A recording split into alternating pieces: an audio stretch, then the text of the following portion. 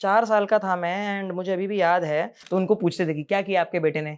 सो इसके लिए मैंने ही खाया है, आप प्लीज़ प्रोडक्शन को मत बोलिए। उन्होंने ये बोला था, एग्रीमेंट में भी मेंशन है, बट ऐड आपने कितना किया? 500 से ज़्यादा किया होगा करीब? अभी तो मैं गिनता नहीं हूँ, बट हाँ, 500 तो आए। 500। हाँ।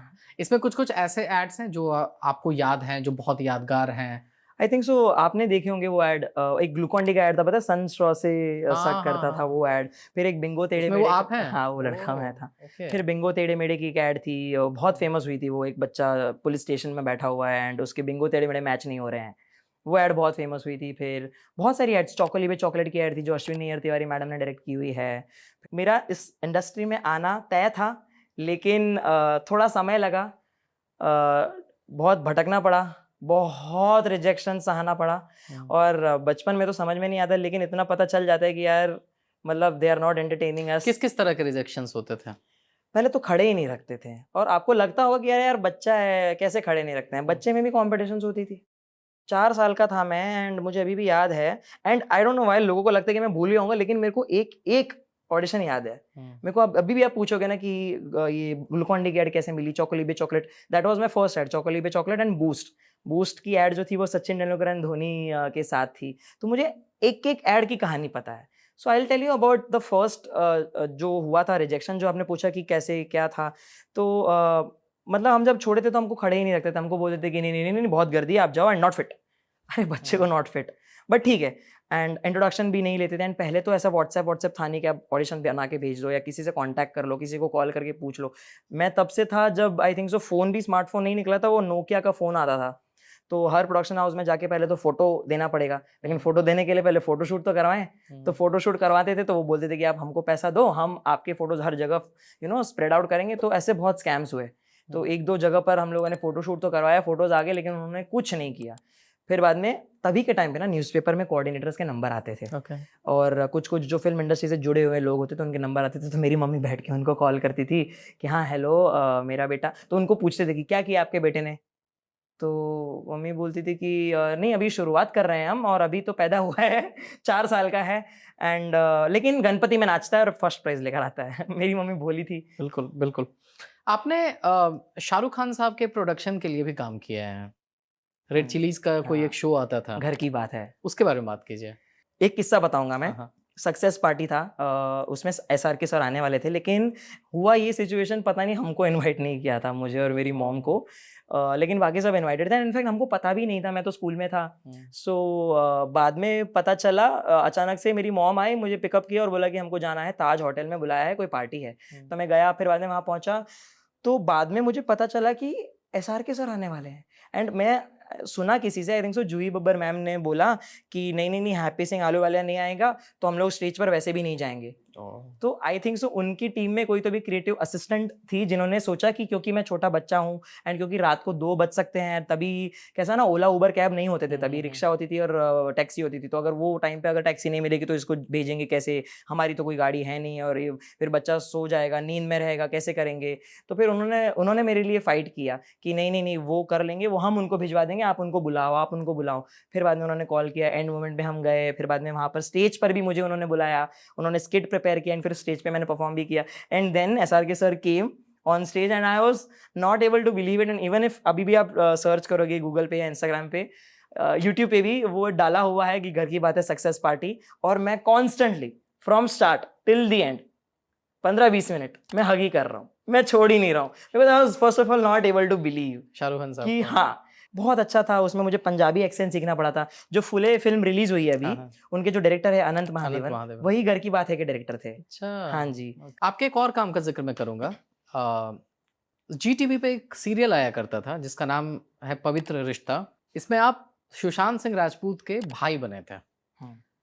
इस सीरियल के बारे में बात कीजिए, सुशांत के बारे में बात कीजिए और मुझे पता चला कि सुशांत आपके टिफ़िन वगैरह चुरा लिया करते थे, खाना-वाना चुरा लिया करते थे वो। मतलब ऐसे ऐसे चुराना नहीं कह सकते हैं, मतलब हमारा ऐसे डील था कि मेरी मम्मी को लगता था कि चुराया है, क्योंकि मैं तो बोलूँगा नहीं। हमारा, मैं बताता हूँ क्या था कि मेरे को ना कॉफ़ी बचपन में ना बहुत पसंद थी, तो वहाँ पर एक कॉफ़ी मशीन था, तो कॉफ़ी मशीन की जो कॉफ़ी थी ना मुझे बहुत पसंद थी, और मेरी मम्मी मुझे अलाउ नहीं करती थी ताकि एडिक्शन ना लग जाए कॉफ़ी का ना बचपन में। अब मैं देखता था कि वो पी रहे हैं, एंड हम लोग ना रूम शेयर करते थे साथ में, सो मैं देखता था कि वो पी रहे हैं कॉफ़ी, तो फिर मैं उनको थोड़ा-सा अपने टिफ़िन की थिपली देके अपना कॉफ़ी निकलवा सकता हूँ। सो अब मैं तो छोटा था ना बच्चा, तो मुझे तो ऐसे ऐसे पता नहीं था कि क्या गलत है क्या सही है, तो मैं उनको बोलता था, देखो आप ना 3-4 थेपले मेरे खा लेना, ठीक है? मेरे को आप 1 ग्लास खाली कॉफ़ी दे देना। तो वो खाते थे और मेरे को कॉफ़ी दे देते थे। तो फिर मैं कॉफ़ी पीता था और मेरे को मज़ा आता था। तो ये हमारा एक क्यूट डील था, तो मम्मी को लगता था कि यार थेपले तो गायब हो रहे हैं, ये तो खा नहीं रहा मेरे सामने, तो नहीं खा रहा और ये माँग भी नहीं रहा। तो उन्होंने प्रोडक्शन में बोला कि यार कोई मेरे बच्चे का टिफ़िन लेके जा रहा है, वो बेचारा खा नहीं रहा और माँग भी नहीं रहा है, ओह! जबकि हमारा डील था। तो हाँ। मेरी फट गई, मैंने बोला मैं क्या करूँ?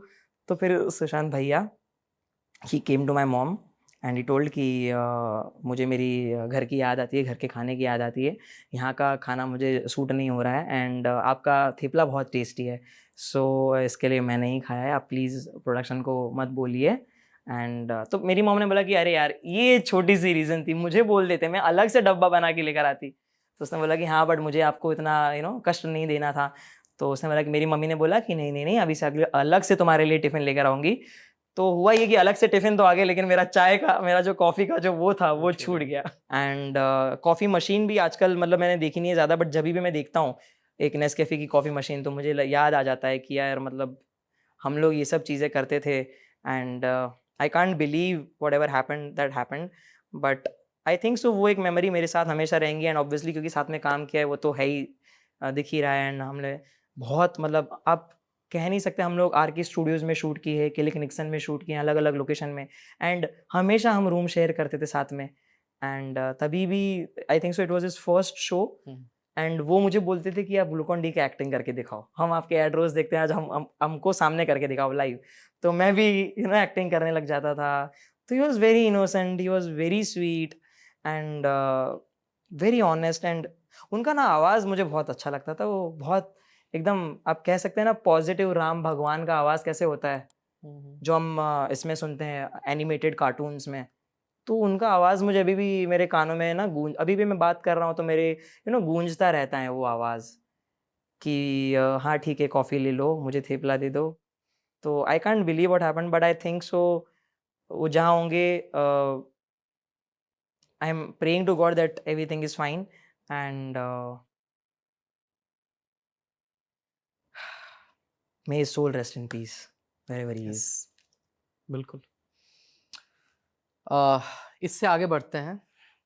अक्सर चाइल्ड आर्टिस्ट के साथ क्या होता है ना कि उनको एक तरह के ही रोल में बाँध दिया जाता है और बिना नाम लिए अगर मैं बोल सकूँ तो कई सारे ऐसे पॉपुलर शोज़ आए हैं, जिसके एक कैरेक्टर को ही 10-10 साल तक खींचा गया।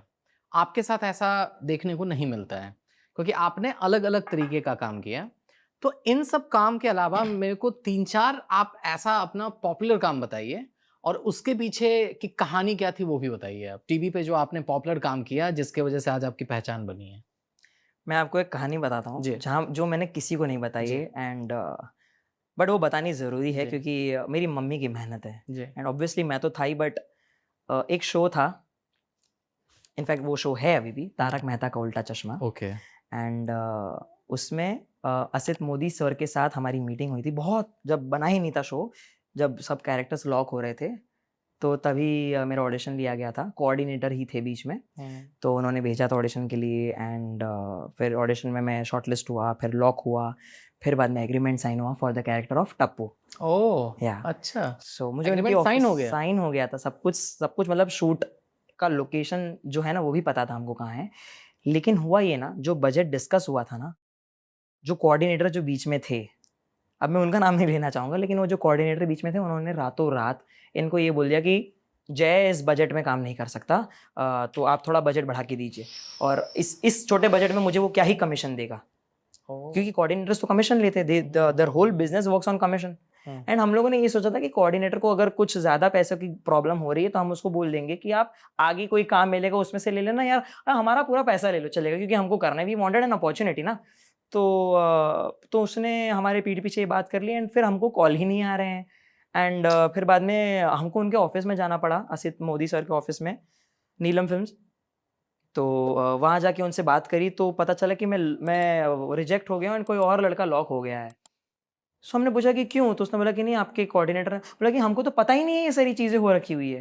उन्होंने ये सब चीज़ें हमको बताई बाद में कि ये सब आपका कोऑर्डिनेटर बोल रहा था कि नहीं कर पाएँगे, ये बजट पे तो कर ही नहीं पाएँगे। तो फिर then we had to go with someone else और हमारा तो पहला है तो हम उतना नहीं कर सकते हैं। आगे बढ़ाएँगे हम। उन्होंने ये बोला था एग्रीमेंट में भी मेंशन है बट कोऑर्डिनेटर तो मतलब अपना बिज़नेस ही सोच रहा था। वो तो देख ही नहीं रहा था कि बच्चे को कुछ काम मिल रहा है एंड वो एड्स-वैड्स कर रहा है लेकिन अभी उसकी फर्स्ट टीवी सीरियल हो सकती थी वो। तो नहीं, वो अपॉर्च्युनिटी चली गई हाथ से एंड बहुत बुरा लगा मुझे।